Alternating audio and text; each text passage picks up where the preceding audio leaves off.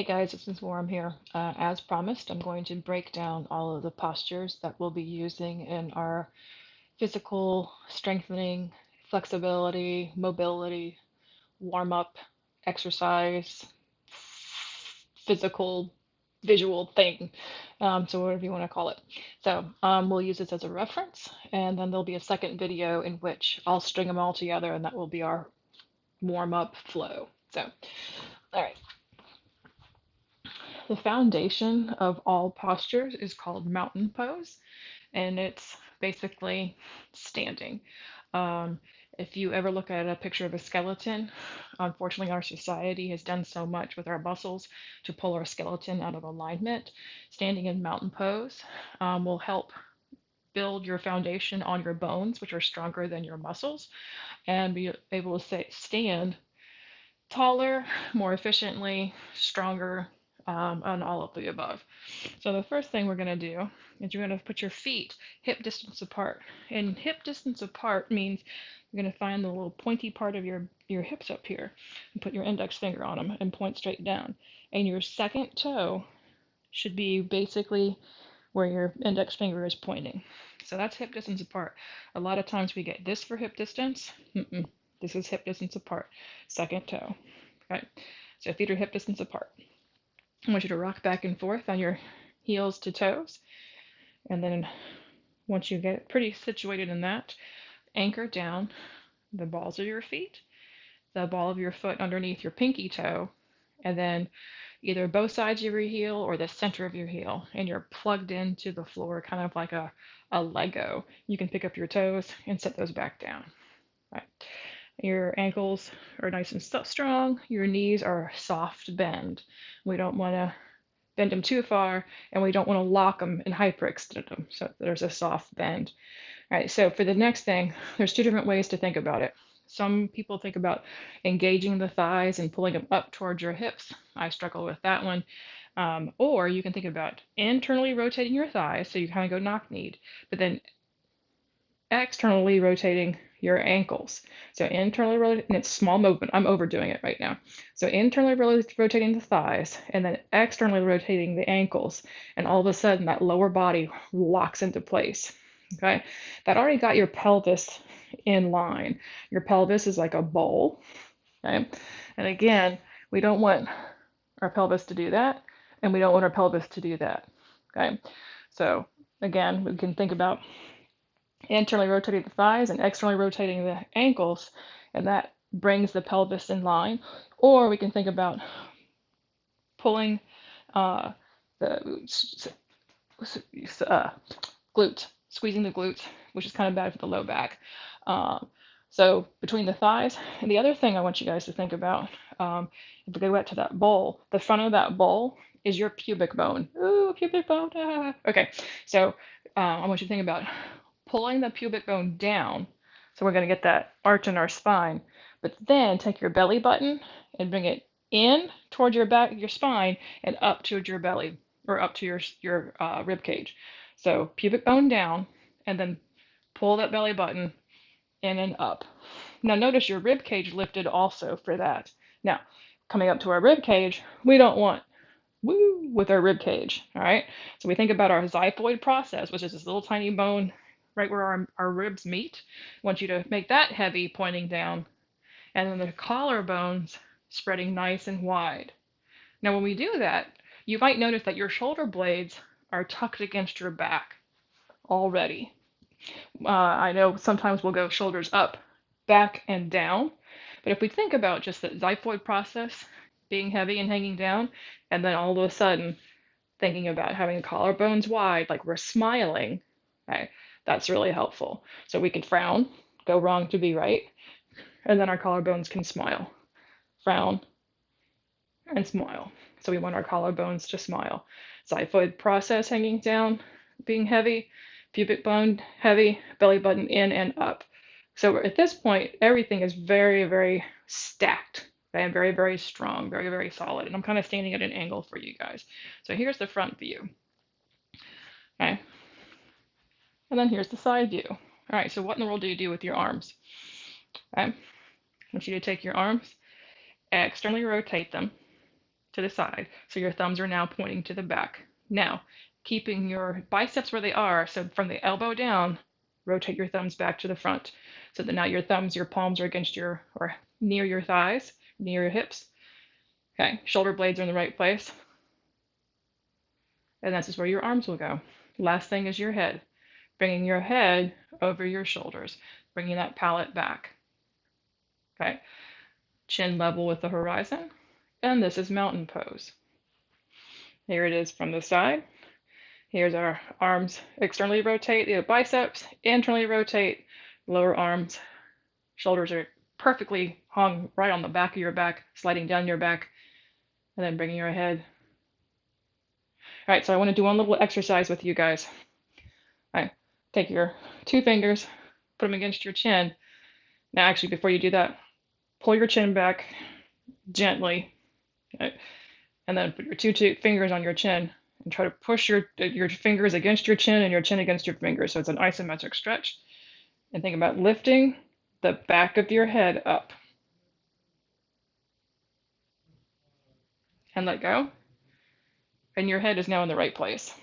All right, so that is mountain pose. Let's review that real quick. Rocking back and forth, feet hip distance apart. 3 points of your feet plugged into the ground. Thighs pulled up, or rotate the thighs internally, externally rotate the calves. That locks everything into place. Pubic bone down, belly button in and up. Xiphoid process down, shoulder blades smile. Biceps, externally rotate the biceps, internally rotate the lower arms, the forearms, and bring the head back. This is mountain pose. Everything we do is going to be based on this. Believe it or not, you can also do this for sit-down band. The only thing that changes, okay, so the feet are flat on the floor, legs are straight, coming straight out of the hips, stack the belly, okay, making sure we're square on our sits bones, belly button to spine, xiphoid process down, shoulder blades, or I'm sorry, collarbones wide, head above shoulders. This is how we sit like we stand. Trombone, percussion. All right, so there you go.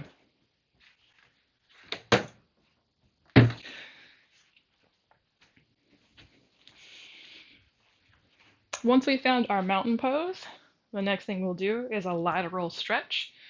So you'll raise your arms up overhead, interlace your fingers with your index finger, kind of like you're making an L and a 7 overhead. Now, making sure we don't bring our elbows or our shoulders all the way up. Keep them sliding down your back. And here again, it's where it's kind of key. You'll lean, get a lateral stretch to the side. We don't want to dump over one way or the other. So what we say is we stay in the toaster. And we'll get a nice stretch on that side. Show you from the side. We're staying in the toaster. Staying in the toaster and getting a nice stretch. Again, making sure we're not sticking body parts in weird places. All right, that's called the lateral stretch. The next thing is chair. So again, from our feet, shoulder or hip width apart, body in mountain pose. We're going to put our hands at our chest, and palms facing, bending our knees, bending our hips, sitting back like we're going to sit in a chair. Okay? Bending our knees, bending our hips, like we're going to sit in a chair. Making sure we don't stick too much of our booty out. We want to have a little bit of a tuck. So again, think about pubic bone down, belly button in and up, collarbone smiling. This is chair pose. From here, we do what's called cat and cow. So your hands will go on your thighs. You can come up a little bit so it's not so much of a leg strengthener. When we inhale, we're going to actually do arch our back, looking up to the sky for cow, and then exhale. You're going to round your spine, tuck your tail for cat, like a Halloween cat. So old saggy cow, Halloween cat, exhaling. Inhaling, and it's important you do the breath this way, and exhaling, rounding our spine for cat. All right, the next thing we'll do is just a very simple back stretch.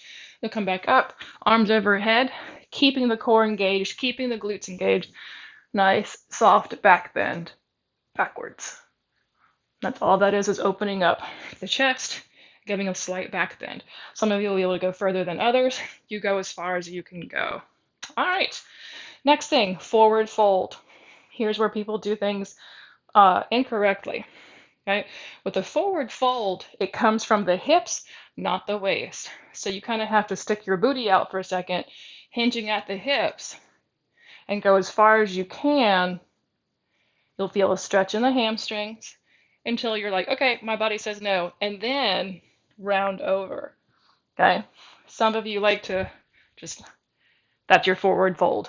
Okay, it doesn't come from the waist, it comes from the hips. So stick your booty out and then come back. And then stick your booty out like the little dunking birds. Stick your booty and come back up. One more time, stick your booty out, flat back, belly button engaged, and come back up. Now let's try a forward fold. Forward fold, bit slight bend in the knees, and then come all the way down as far as you can go. You might come to here, you might come to here, you might be one of these people that can come all the way down to the floor. Okay? You go as far as you can go. You have to honor what your body is able to do. Do not go past any place that it hurts. Don't bounce. So you stop where you are able to feel a good stretch, but it doesn't hurt. So that's forward fold. Then we'll also do, and you've probably done this in PE class, a forward fold with your fingers interlaced and then arms overhead. And again, you're going to see people with different mobility in their shoulders. Mine was only here. Some people can go way over here. Some people might be stuck here, and that's okay. You do you. Excellent. Next chunk, plank. All right, our friend the plank and the push-up. Basically, your plank is mountain pose, but with your arms out straight. Okay? Here's where a lot of people start to get themselves in trouble. All right. First of all, make sure your hands underneath your shoulders, legs out nice and strong, core engaged, and go through that whole checklist. Thighs rotated in, ankles out, belly button in and up, xiphoid process down, collarbone wide. And this is basically my mountain pose, and I'm supported on my hands. Okay, so this is plank. This is not plank. That's a boomerang. This is a banana. This is plank. Okay, if you don't have the strength for this, that's okay. You will. This will be your plank. Notice it's still a straight line from my head down to my knees. Push-ups. Arrow. Not, I can't do it. Not a T, but an arrow. The elbows are going to be a lot closer to your biceps or to your sides. They're not going to be out to the side. Okay, so chances are we don't want a wide stance. You want your wrists underneath your shoulders, not a very wide stance. Okay, so the other thing is shift your weight forward and then bend your knee or bend your elbows. Okay, now I have to come down to my knees so I can push back up. I'm going to scooch back some. Okay, so here I'm on my plank, just bending the elbows, pushing back up. Bending the elbows, and that's it. Pushing back up. I'm not doing anything else. This is my position in that push-up. Or if I was, or even if I was on my feet, on my toes, this is my position. Okay? So that's how we do the push-ups. Not way up here and all kinds of weird. These are not push-ups. I don't know what those are. Okay, so one more time. So we're in our plank, shifting the weight forward. Drop the knees if you need to. Bending elbows, coming back up. Bending elbows, coming back up. Okay, so that's how we'll do push-ups. All right, excellent. Going on. Everything else is transition. we'll do an elevated chair squat. So you'll find your mountain. Do this from the side. Hands to heart, coming up on our toes, sinking back like you're going to sit in a chair, and then come back up.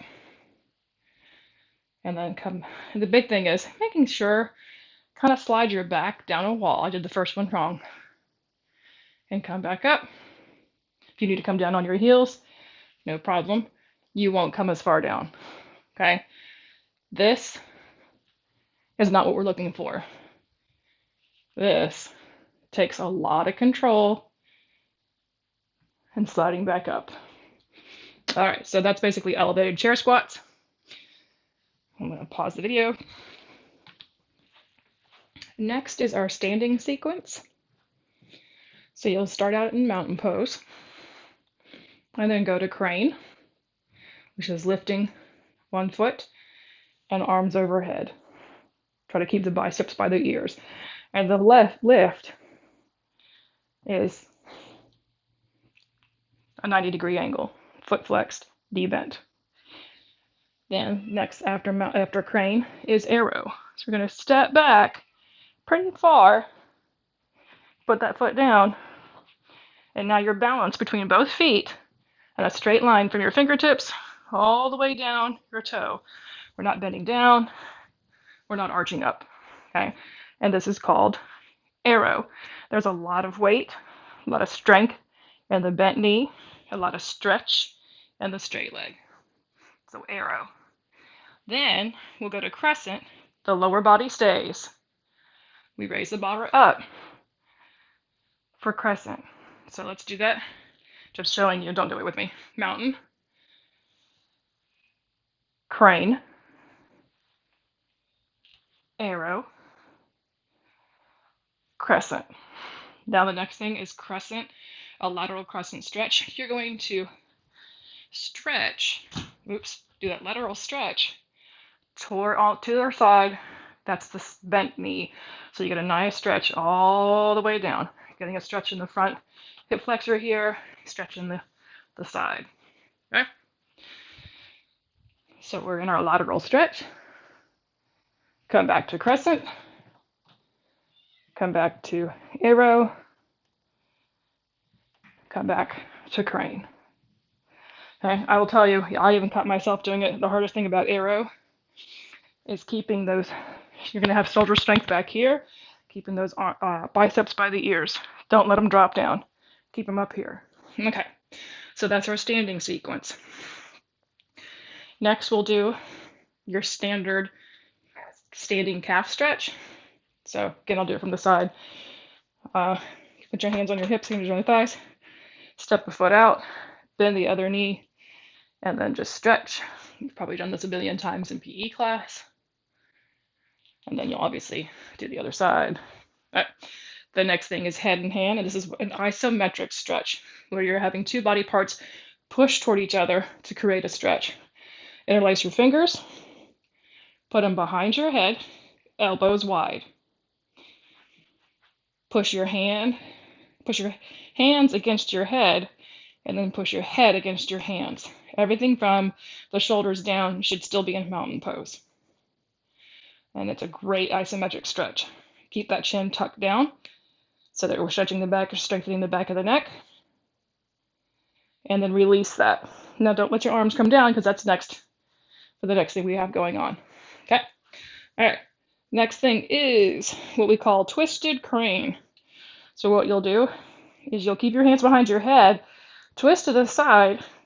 You can pick your foot up here or challenge round, and have your foot at that 90 degree, upper body twisted. Not halfway, not kind of, but twisted. So maybe the first couple of times you do it with your foot still on the ground, and then once you get the oblique strength, then you can come up all the way. We end in mountain, and then lastly, 100s. 100s are a fun invention. Let's see, you can get me in here. All right, I'm not going to lay all the way down, but the feet are going to be up at an angle with the feet at an angle, and then basically at a 45-degree angle. Okay?